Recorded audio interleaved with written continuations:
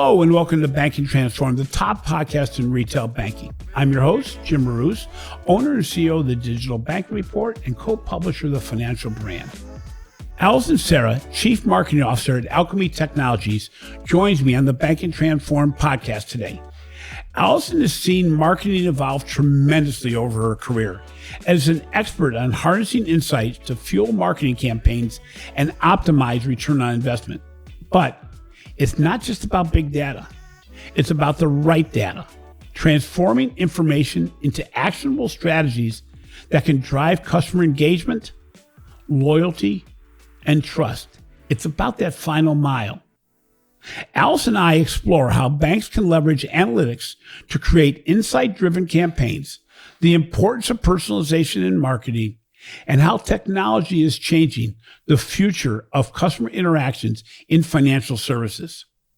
Financial institutions of all sizes must maintain the delicate balance between automation and the human element in customer service, as well as understand the significance of using insights to enhance customer experiences and financial well-being rather than just pushing products. As we are about to embark on 2024, banks and credit unions that are on the edge of digital transformation must be willing to take the leap to become completely future ready. So Allison, welcome to the show. While we've become very familiar with each other over the last few years, could you introduce yourself and give our listeners a quick look at your background and also describe what Alkami does for the financial services industry? Yes, absolutely, Jim. Well, thank you so much for having me. It is kind of weird that this is our first time on your show. I'm so honored to be here, but I always love talking to you. It's like talking to a friend. So thank you for having me. My name is Allison Cerra. I'm the Chief Marketing Officer of Alkami. We are a digital banking provider that provides the digital banking software to regional banks and credit unions around the U.S. to help them compete against mega banks and win. I've been here now almost 3 years. And my background, I like to say I've been in marketing since the earth's crust hardened. I started in marketing. My first job was a marketing intern for what would become Verizon Wireless at the ripe old age of 17. And I've been in marketing ever since. And so I've been at companies like Intel and HP and McAfee. And now I'm here at Alkami. Well, so much is going on in the marketplace. I mean, even this last weekend, there's been all kinds of turmoil in the marketplace around ChatGPT and OpenAI. And, it's interesting how all these elements touch financial marketing. So could you give us a brief overview of how you see the evolving landscape of digital marketing in the banking sector? Of course. Well, I mean, marketing, like I said, I've been here for a minute, and marketing has changed drastically from where it was when I started. I mean, marketing used to be, and we've all seen Mad Men, and it really did kind of depict what marketing has been for so long, starting out as really advertising and kind of a spray and pray methodology if you just kind of used 1.0 analog media and hope for the best, right? Now you're seeing hyper personalization at scale. Things we couldn't have envisioned even 10 or 15 years ago are now making it into mainstream. And what I like to think about is, you can never think about marketing without thinking about the market first. I say you can't spell marketing without market. It's our first name.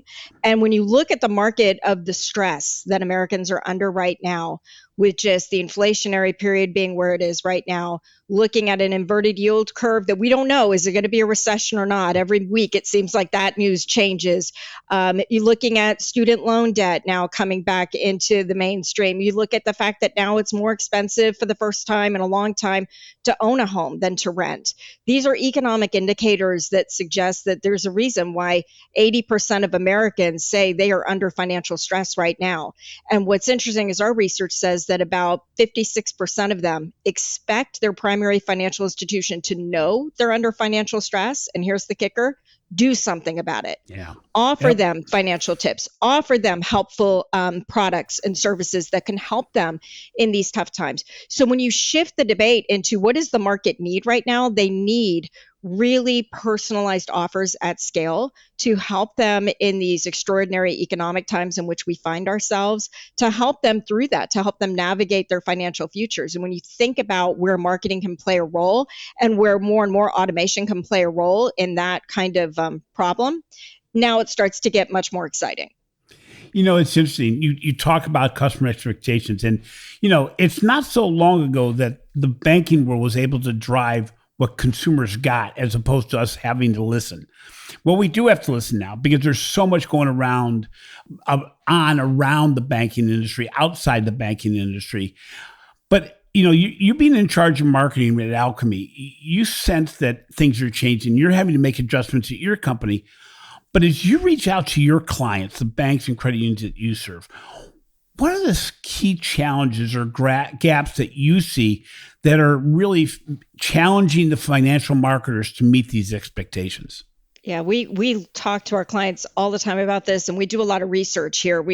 I come from a research background, so I tend to have a bias that if I can go to the market and ask the question, I'd rather ask the question than assume that I know the answer.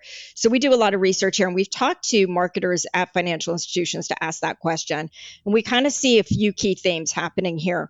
One is there is an amazing set of data that these marketers sit on top of, right? There's perhaps no better behavioral data than what a bank or credit union knows about their customers or members. You show me where you spend your money, I'll show you what's important to you. And banks and credit unions know where their consumers and businesses are spending their money, which is just a treasure trove of insight to a marketer. The problem is that these data sets have historically resided in these silos that are extremely difficult to penetrate. So trying to make sense of very convoluted, unstructured data, and what I mean by unstructured is, yes, the data is structured, but it's not exactly intuitive. It comes in these bits and bytes and codes on the core that nobody can really interpret with just the layman's eye. You need to understand what that code means to understand what the transaction equates to. So while marketers theoretically have the best first-party data available out of any industry, they can't harness the data because it sits in a silo. They have to go through IT. Yeah. They have to understand what they're looking for, and then they have to go run these lists, which goes to the second problem. They sit in perpetual list running scenarios, right? So no sooner do they run a list thinking they understand who they're trying to target with what offer at the right time, then the list is presumably stale. Because you're running through a silo, you're trying to get the list manipulated. Now you're trying to get the list ready for the campaign. And by the time you know it, the list is dated, it's stale, and you're going back to the same IT department to go, hey, can you run that list again for me? Because I need to make sure it's still up to date. So they stay in this perpetual cycle of list management, which I don't know about you, Jim, but most marketers don't love that. I'm just going to say No. It's not exactly where they thought they'd spend their careers when they went into marketing. So they stay there. The third problem is there's a lot of technology that purports to solve the problems for marketers. And what happens is they go on these promises by vendors that say, I can solve that problem for you, only to find out that the technology is either difficult to implement, integrate, or use. And so all of a sudden now they're left with what's called in software, a derisive is called shelfware. You didn't buy software, you bought shelfware because it sits on the shelf. So they are left with this shelfware that goes nowhere for them. And now they lose credibility in their organization the next time they try to make a run for automation that's going to help their cause. And then last but not least is probably the most important. They lack a single version of the truth. So assume you get through those three hurdles, assume you can get to the list, assume you can update the lists with regularity, assume that you actually have automation that works. Now what you have to worry about is when you get into the boardroom that you're actually looking at the same data that everyone in that boardroom would agree is a common set of data they can agree to. So if you make it to the boardroom and you try to prosecute the case if this was the ROI of our efforts or of our campaigns, now you've got to make sure that the CFO, the COO, the chief retail officer, the chief commercial officer, that chorus would say, I agree with the way you're measuring that data, and I agree that that would be accurate ROI. And if you make it to the boardroom, that's typically now the final hurdle, the gauntlet that you have to run, is to prove to the stakeholders in the executive suite that the data you're measuring actually is real and is actually one version of the truth. So it's not easy being a marketer in these institutions these days. It's interesting because the foundation upon which marketing today is built is the same as it was when I was a financial marketer 4 decades ago. The reality is we all know we need to use data, but we're really, in most cases, overwhelmed by where to start. Yeah. What are the first steps that you recommend? I mean, if a marketer right now is stuck on stop or neutral, not stop, neutral, Yeah. and they're getting reports or they're getting data at their fingertips, where do they start? Because most organizations, to my knowledge, really feel that their data is not data ready, not market ready. But the Yeah. reality is there's partners like Alkami that can really help them move that data into utilization, that final mile. So what steps would you recommend marketers take to start? Well, I think one thing that we've realized, as with most things, and you know this from the interviews that you do, as with most things, this starts with a cultural change. So the first thing that I would say marketers have to look at is, do you have the relationships established between three key constituents in the enterprise? At least these three. The first is IT. Do you have a working relationship with IT that you can actually come to the table together and understand the data sets that you do have, where the data resides, and how you can tap into that data with hopefully maybe some of the tools you already have deployed that maybe are being right now more considered shelfware than software because you're just not fully utilizing what your organization may have already bought.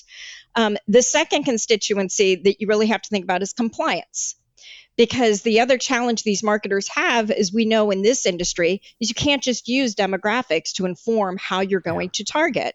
Other industries have that benefit. They can actually look at demographic data that's widely available and use that as the proxy to target their customers. Here, we know that that is absolutely not the case. So you have to make sure that compliance is also at the table with you so that whatever you're looking to do meets the compliance requirements that you need to serve. And then last but not least would be whoever in your organization, whether that's the CFO or the equivalent, who looks at the numbers daily and knows what the organization is measured on from an ROI perspective, that you are saddled up really tight with that team to make sure that marketers don't fall into the trap of looking at the metrics that we admire that are leading indicators like impressions, like reach, like frequency for those of us who've been here for a minute, but actually are measuring what the conversions are and how the organization views those conversions. What is the economic impact of a loan converted? What's the economic impact of a deposit account converted? And how do you now use those metrics and the way that that CFO thinks to inform how you're going to measure your campaign? I think it starts there. If you get kind of saddled up with IT, with compliance, with the CFO to understand what data do we have and where does it sit today? Is it being used? How do we use that data responsibly and within the compliance requirements? And how do I now look at the outcomes that a CFO would consider important in the boardroom? You're at least getting to the goal of what you're trying to get to before you start going and acquiring additional tools and software that may help fill in some of the gaps where you find them. You know, it's interesting. We talk a lot about the importance of utilizing third-party solution providers like Alkami. We do that because most organizations are not big enough to do it on their own. They really have a challenge because in many cases, they don't have the talent. They may not have the number of people they need to do. They may not have access to the data the way they need it. And most importantly, very few organizations today, and you mentioned it earlier around, shelfware, we have a hard time taking what's the data and putting it into use.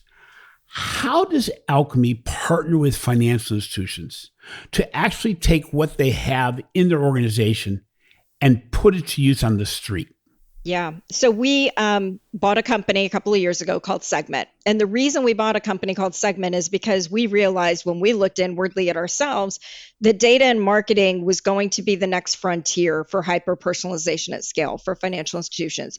And we knew that to really get that right, there's a reason that machine learning and AI and everything is all the buzz these days. But the thing is, if the data isn't strong and if the models have not been trained over several, sometimes years of period to really understand what the data is telling you, it's kind of hard to get in that game, right? It's the reason that Google is still the behemoth search engine that it is, because it's really hard to take on Google in search when they have spent decades understanding what people are searching for and then using models to inform that they basically know what to serve back up to you, right? It's really hard to penetrate that game once you do it really well. So data is kind of that way. It's kind of like if you got the head start in data before data was cool, you're in a really good position today. If you're trying to get on the data bus now, maybe not so much. So Segment was in the data business before data was cool. And they were doing it for like 15 years. We acquired them. And what they do, their specialty was taking all of that core data that a financial institution has that passes through its core every day, but is in many cases completely unusable, especially to a marketer, because you have to understand what that data is telling you. So what Segment did was they basically, over many, many years, cleansed and codified that data and then started to assign behavioral tags, not based on demographics, but based on transactional data, so that you could actually look at who might be aspiring homeowners, who are competitive credit card users in your footprint, who might be looking for a deposit account at a higher yielded interest rate. You can actually use these demographic tags, or I shouldn't say demographic, sorry, my apologies, but behavioral tags, not demographic tags, to target who you're looking for to basically insert a campaign. And the great thing is that unlike having to go to IT perpetually, because IT I'm sure doesn't love this either, knock on the door, I need another list, that once you basically enter the campaign, once you have the behavioral characteristics that enter you into the campaign, you're automatically entered in the campaign based on that core data. And likewise, Jim, once you convert, so let's say it's for a new deposit account, once you convert into the campaign, you're automatically exited from that campaign, so you don't see that message again. So it kind of makes it, Ron Popeil, set it and forget it. If you don't know it, Google it. It's kind of the set it and forget it of list management, and it lets you harness the data, and it's compliance requirement, certified, because we're not using demographics. It's all anonymized. And it just kind of helps marketers do what they want to do, which is go out to the market and serve up useful offers and tips to their customers and members. That's the key. It's interesting. I'm a big fan of Segment. They're in my backyard right up here in northeastern Ohio. I've known them for years. I've known the founders of the company. And what really made that partnership with you special is that, unlike a lot of data companies, they really spend a lot of time, all their time, on finding ways to actually deploy that in the marketplace. That final mile that, I talk about Salesforce being a tremendous tool, but more than half the financial institutions out there have never used it. They buy it annually because they don't want to not have it, because they know it's an important concept to have, or an important product to have. But the reality is they don't implement it. And Segment does a really good job in the financial services industry, which is even more important, saying, here's your data, here's your opportunities, here's how you should go after that. And for institutions that are smaller, that don't have a team that can continuously think up new ideas, or more importantly, know what parts of those ideas are really great and which ones will end up to be failures, you really give financial institutions the GPS of financial marketing to help them say, I'll tell you what, we're going to make your data work for you, and we're going to generate revenue, and we're going to lower your costs by doing so, and you won't have to continually reach out to your data department. And it's funny because that also went on 40 years ago, where I realized, even when I was in the direct marketing business for other financial institutions, getting the data department to look at what happened after the program, what were the results, or to pull this the way you really want it, or to even think about, other than simply filling an order, is this really what you should be asking?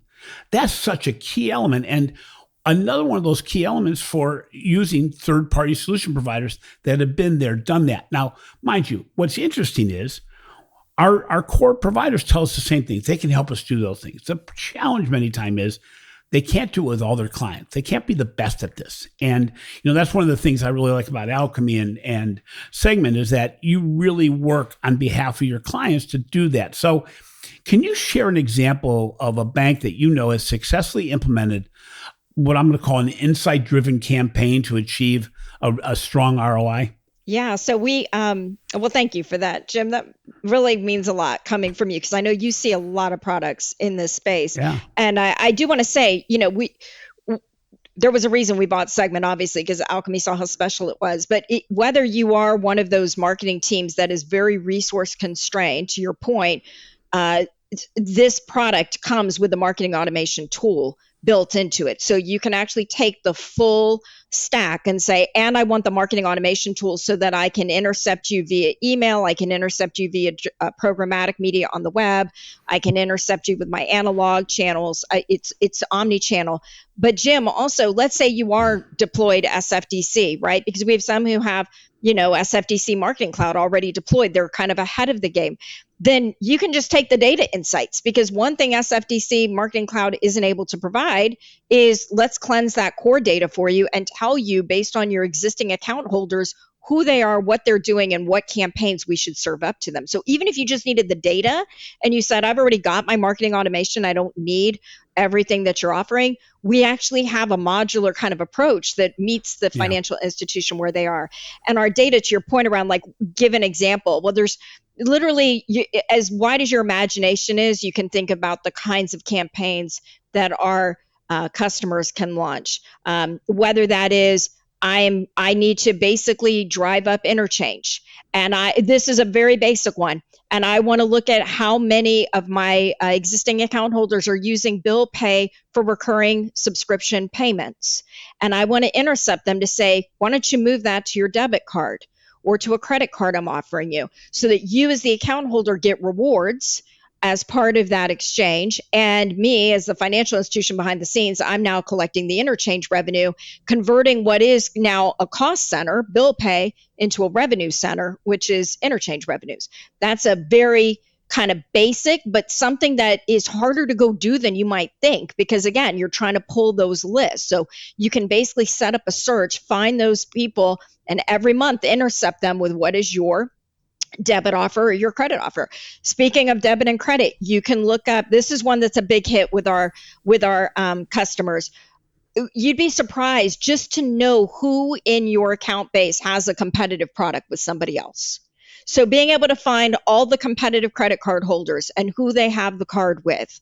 So if you have a particular offer that's strong against a megabank's offer, you could find said account holders that have a credit card through that mega bank and basically make them an offer of your own. Same thing with the deposit account. Same thing with the loan offer. So you can actually start to understand, even if you used it for nothing else than to understand your market and where your account holders are also shopping and who they're using, it's a really insightful tool.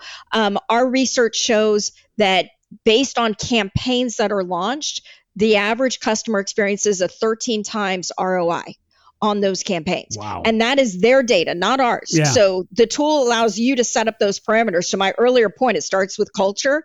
Get with your CFO and say, what is the value of a deposit account to us? What is the value of a loan account to us? What is the value of a new credit or debit card holder to us? And then the tool allows you to say, how long do you want to count the conversion? So if you're launching the campaign on day 0, I don't want to count conversions past day 60, let's just say. Yeah. So even if you came in 6 months later, I'm not going into the boardroom to try to attribute that to this campaign. I'm going to keep the window tight. The FI in this case gets to set their own parameters, and that 13 times ROI is what the tool then generates is, okay, this is what you generated in marketing based upon those campaigns that you've run. That's the average. That is scary smart and scary cool. It's interesting because a lot of organizations now are looking for deposits, and they're looking for a way, how do I increase deposits without killing my interest rate margin? I mean, you can end up in a really bad situation. And, the smartest organizations now, and we've heard this a couple of times, I know this segment can do it, look at deposit flows. So they look at, when I get my paycheck, let's say, where does my money go? It doesn't all stay with my primary financial institution. Well, if a bunch of it goes to SoFi or a bunch of it goes to XYZ organization that paying a higher rate, it's going to cost me a whole lot less to reach out to those people and offer a very highly competitive rate than to offer it to the marketplace as a whole, because then I'm only doing a blended rate with whatever other deposits the consumer has. Right. That type of mixing of technology and data and actually that final mile implementation process is so key. And again, as I'm looking, there's no financial institution that feels like they have enough marketing people. But to continually generate these ideas that have been tested, that have played out the marketplace, that can be composable. In other words, if I only need deposits, I don't have to buy everything to get there. I can look at how do I implement that strategy. So you mentioned it in the last answer about technology. How important is it for marketers to have the right technology stack to support the data-driven campaigns? I know that one of the benefits of Alkami, one of the things that Alkami does, is bring together a whole lot of solution providers that work together towards whatever goal the financial institution is trying to reach. But how important it is right now for the technology stack to be correct?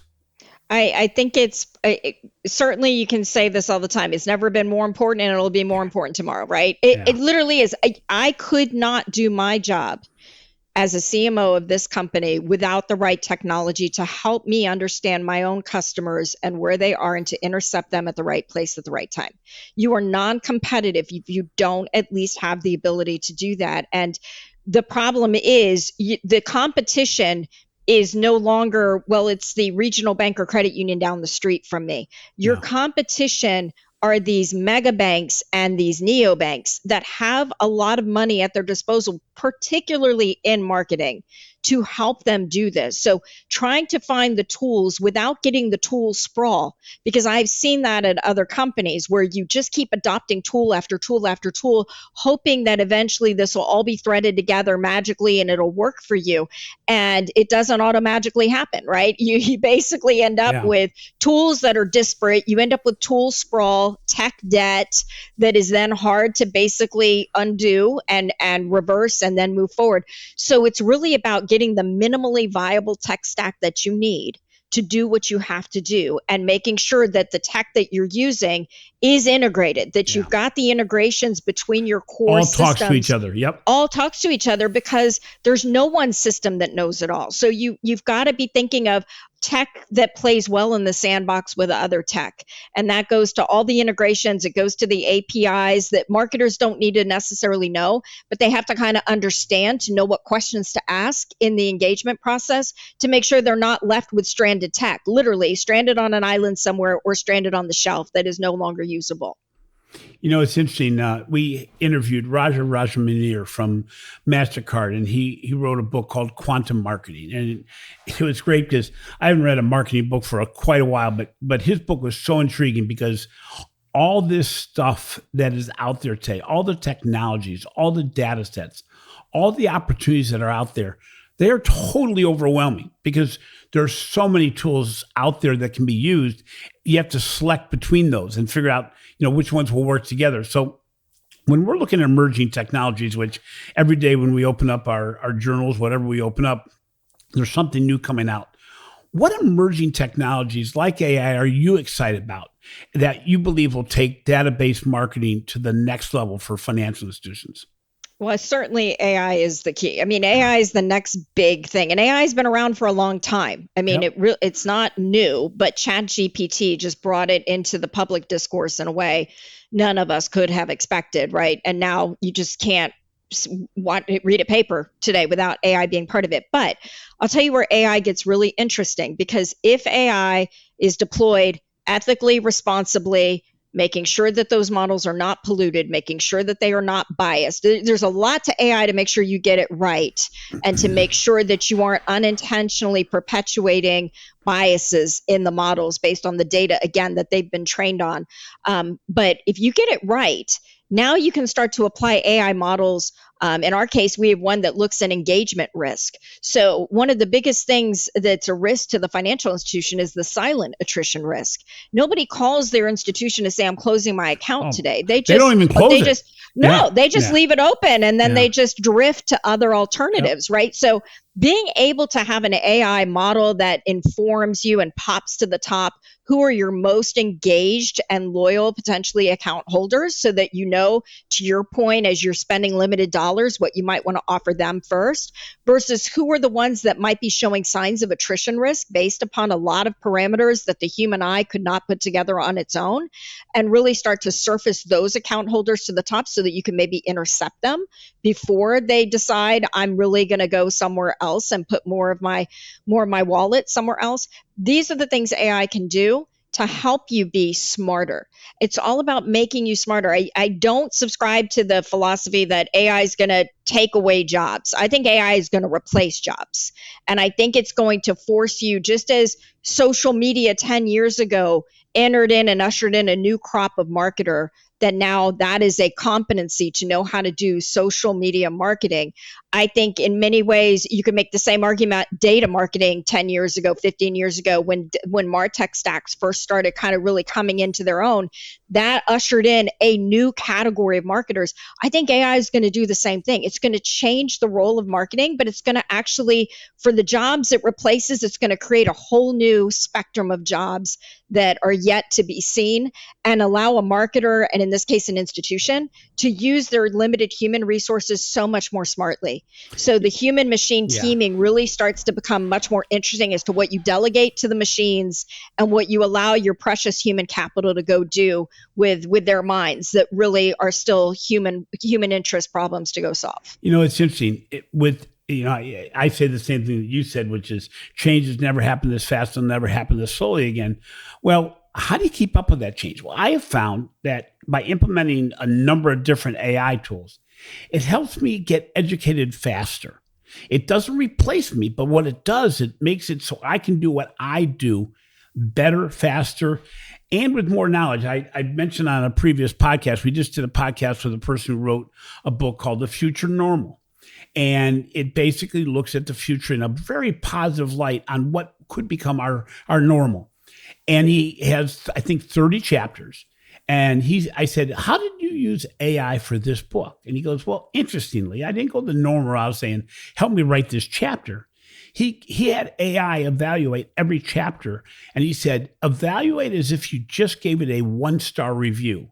What did you find wrong with this chapter? Wow. And exactly what I said. I'm going, that comment, which I had never thought of, is so powerful, because if you're trying to get something out there, now people kind of do that with emails. Well, they'll send emails through an AI tool to say, am I saying this the best possible way, especially on negative emails? But if you sent, your writings and said, where's my gap? What have I missed? Why would you give me a 1-star rather than a 5-star? It becomes very powerful, because I know that many times AI opens my eyes to an angle that I maybe wasn't looking at. So it lets me write in a different way, in a different focus. It helps me with podcasts and developing questions. I'm sure it probably could have helped you with some of your answers, because again, the world is changing so fast that things happen without us noticing them. And so this helps us keep on top of things. So, we talk a lot about digital and technology and automation. How do financial institutions strike a balance between what's capable digitally and the need for human interaction? I love this question, because like I said, I don't think machines are taking over the world. We're still a little bit a ways from the singularity, at least, at least a decade or so. We'll see. But I'll give you an example of how you can use the automation, but still create the human touch.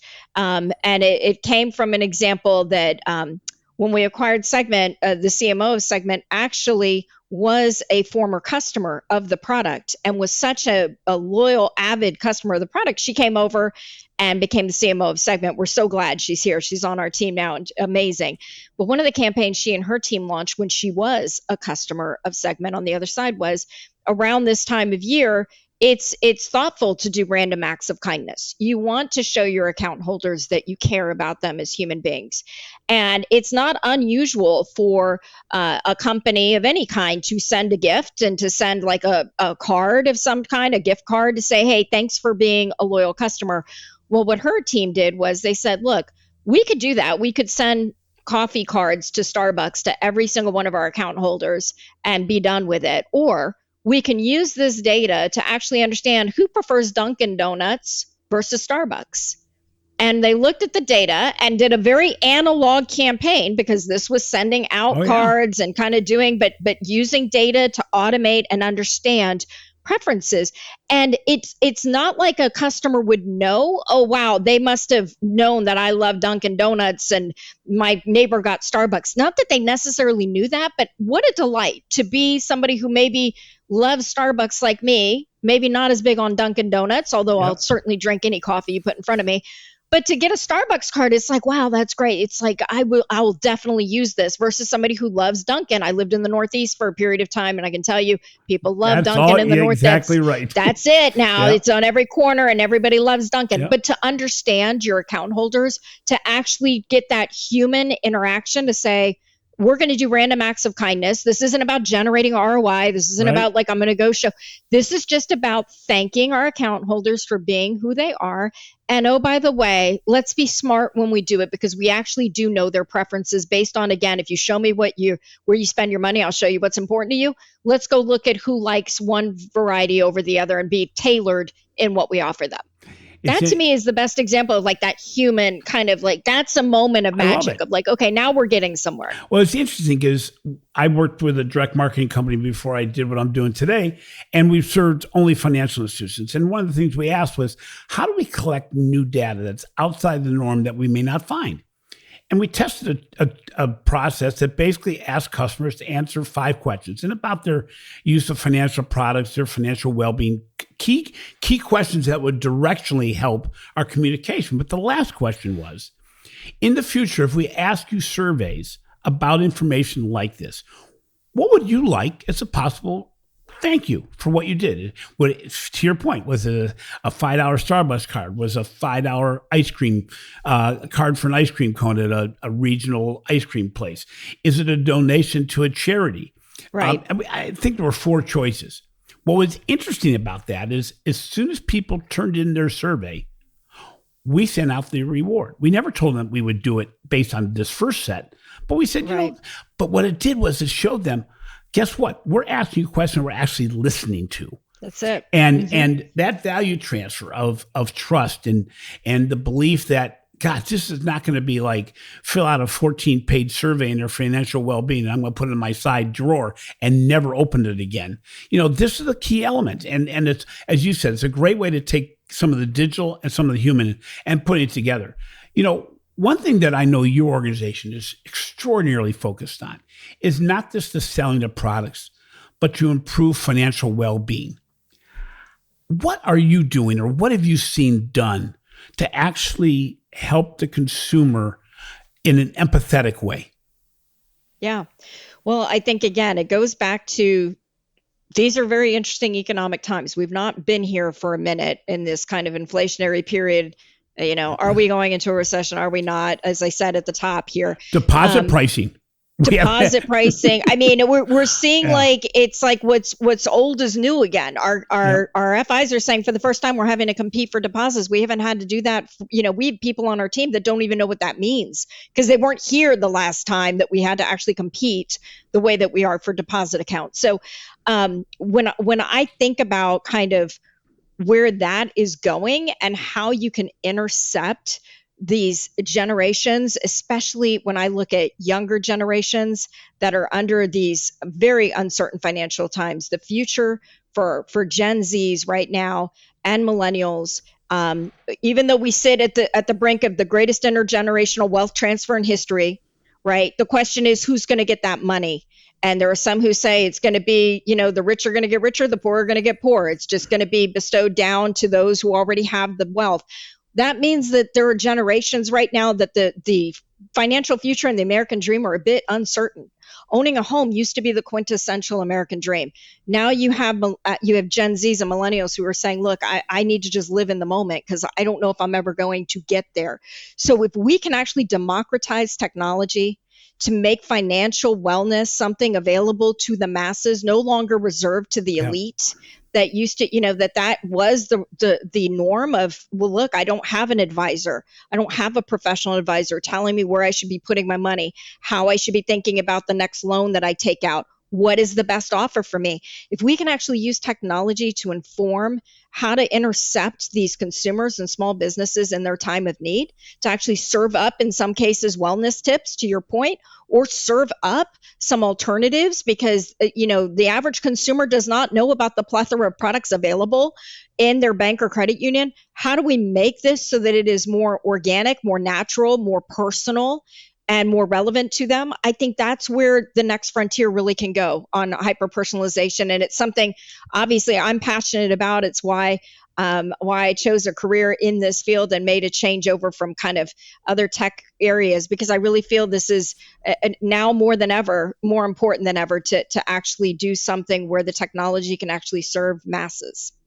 So, Allison, finally, we have two major reports that one has come out, one's about to come out. You have the 2024 Strategies and Budgeting for Financial Institutions Playbooks. It's an ebook that actually I was involved in, as well as Brett King, Ron Shevlin, and Jim Perry in providing some insights into it, but a lot was covered there. In addition, we have partnered together, the two of us, as well as your research company, on a brand new report on digital banking readiness, basically your maturity index for digital banking. Both those reports work really well in context with each other, but there's always surprises, or there's maybe a double down on something we already know. When you look at these two reports that really run side by side right now, what big takeaways did you have from both these reports? Well, I think it's something we knew, but to actually see it play out in multiple studies is where you start to go, okay, where there's smoke, there's fire at that point. Because one thing about research, and I said I love research, but one thing about research is you can kind of read into it what you think if you don't do a lot of studies on the same topic. Sometimes you get an outlier and you can run to that and say that's the case, and you find out it actually isn't. We now have multiple studies that point to the same thing, and that is what we've been talking about: hyper-personalization at scale. Yep. Data maturity in the organization, which is beyond just the tech stack like we've talked about here. It actually starts at a much higher altitude, which is a cultural change within the institution itself. The way the institution even describes its culture is different if you are a more data-driven organization versus one that is more intuitive, experience-driven. And we see the difference in the results and the outcomes of how data-driven institutions behave and perform versus their counterparts. That would be one. And then secondly, it is about an omni-channel experience. It's about reaching consumers and businesses where they are and where they prefer to be reached. So it's no surprise that you see things like digital account opening, digital access, those kinds of things, mobile. It's beyond digital now. It's now mobile account opening. You're starting to see that there is an expectation among consumers especially, that they expect to be served where they are. And this is obvious, Jim. We've been talking about it, admiring it. We've been talking about, the Amazon influence on just about every aspect of our lives. Yep. But I think we kind of were, maybe assuming, well, maybe financial services will be different because it's so personal, it's so important, that maybe consumers would be a bit more reluctant to relegate some of those things to, hey, I really do want you to be more personalized with me, and I want you to intercept me. And what we're finding is, lo and behold, consumers expect it here too. So how do we help financial institutions bridge that gap where it is about the human touch, which is what, in my opinion, our financial institutions have done better than anybody, is that the regional and community financial institutions are the backbones of the communities that they serve every single day.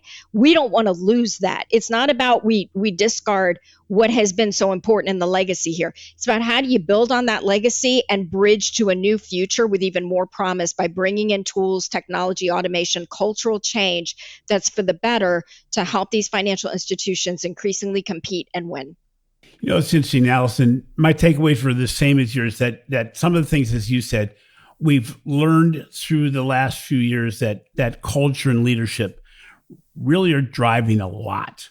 That secondly, technology by itself isn't going to cut it. You can't buy yourself into better customer engagement. It takes more than that. It takes alignment. It takes marketing. It takes all these elements. It takes good data. I think the other one that's a big takeaway for me was that we found that there were major success stories from the standpoint of digital transformation maturity on both the large and the small institutions. Yep. Not a surprise. The large ones are financed very well, so that helps a lot. But they have some internal issues they have to deal with. So not every big institution is digitally mature.